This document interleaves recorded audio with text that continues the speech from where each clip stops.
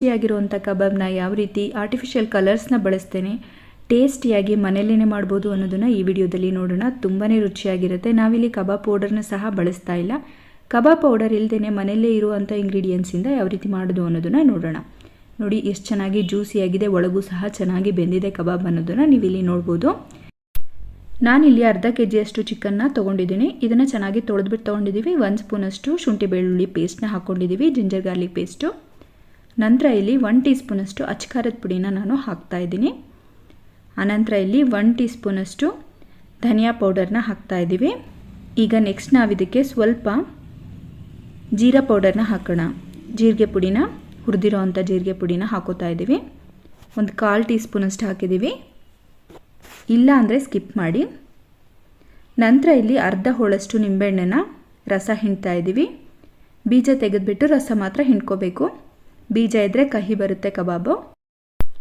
ನಾವಿಲ್ಲಿ 1 ಸ್ಪೂನಷ್ಟು ಮೈದಾ ಹಿಟ್ಟನ್ನು ಹಾಕಿದ್ದೀವಿ. ನಂತರ ಇದಕ್ಕೆ 2 ಟೇಬಲ್ ಸ್ಪೂನಷ್ಟು ಕಾರ್ನ್ಫ್ಲೋರ್ನ ಹಾಕ್ತಾ ಇದ್ದೀವಿ.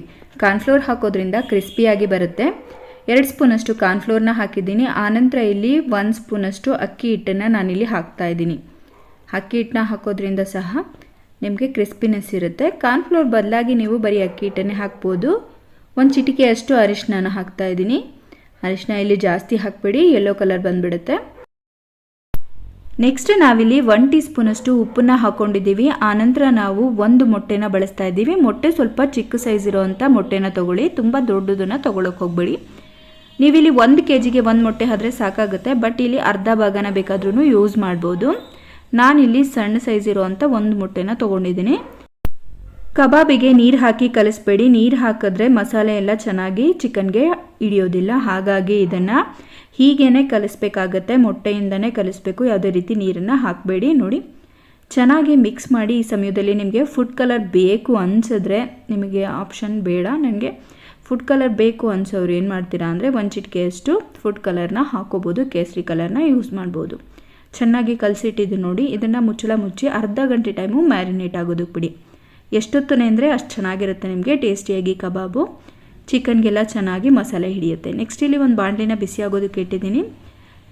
ನಂತರ ಎಣ್ಣೆನ ಹಾಕ್ತಾಯಿದ್ದೀನಿ. ನಾನಿಲ್ಲಿ ಸನ್ಫ್ಲವರ್ ಆಯಿಲ್ನ ಯೂಸ್ ಮಾಡ್ತಾಯಿದ್ದೀನಿ. ಎಣ್ಣೆ ಚೆನ್ನಾಗಿ ಕಾದ ಮೇಲೆ ನಾವು ಕಬಾಬನ್ನು ಒಂದೊಂದನ್ನೇ ಹಾಕೋಬೇಕಾಗುತ್ತೆ. ಇದನ್ನು ಅರ್ಧ ಗಂಟೆ ಮ್ಯಾರಿನೇಟ್ ಆದಮೇಲೆ ನಾನಿಲ್ಲಿ ಹಾಕ್ತಾಯಿದ್ದೀನಿ. ಅಟ್ಲೀಸ್ಟ್ ಟೈಮ್ ಇಲ್ಲ ಅಂದರೂ ಅರ್ಧ ಗಂಟೆ ಟೈಮ್ ಆದರೂ ನೆನೆಸ್ಬೇಕಾಗುತ್ತೆ. ಆನಂತರ ನೀವು ಹಾಕೋಬೇಕು. 2 ಗಂಟೆ ನೆಂದರೆ ಇನ್ನೂ ಒಳ್ಳೆಯದು, ಚೆನ್ನಾಗಿರುತ್ತೆ.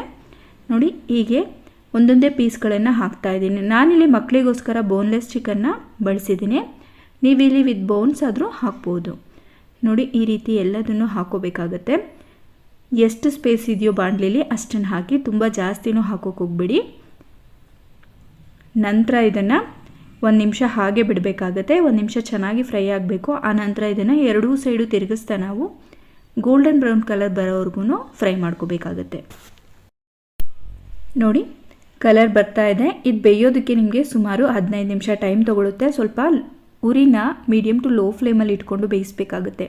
ಒಳಗೂ ಸಹ ನಮಗೆ ಚೆನ್ನಾಗಿ ಬೇಯಬೇಕು, ಆದ್ದರಿಂದ ಸ್ವಲ್ಪ ಟೈಮ್ ತೊಗೊಳುತ್ತೆ ಕಬಾಬ್ ಬೇಯೋದಕ್ಕೆ. ನೋಡಿ ಈ ರೀತಿ ಚೆನ್ನಾಗಿ ಮಿಕ್ಸ್ ಮಾಡ್ತಾ ಇದನ್ನು 15 ನಿಮಿಷ ಲೋ ಟು ಮೀಡಿಯಮ್ ಫ್ಲೇಮಲ್ಲಿ ಇಟ್ಟು ಬೇಯಿಸಬೇಕಾಗತ್ತೆ. ನೋಡಿ ತುಂಬಾ ರುಚಿಯಾಗಿರುವಂಥ ಕಬಾಬ್ ರೆಡಿಯಾಗಿದೆ. ಈಗ ಇದನ್ನು ನಾವು ಸರ್ವಿಂಗ್ ಪ್ಲೇಟಿಗೆ ತೆಗೆದಿಟ್ಕೋತಾ ಇದ್ದೀವಿ.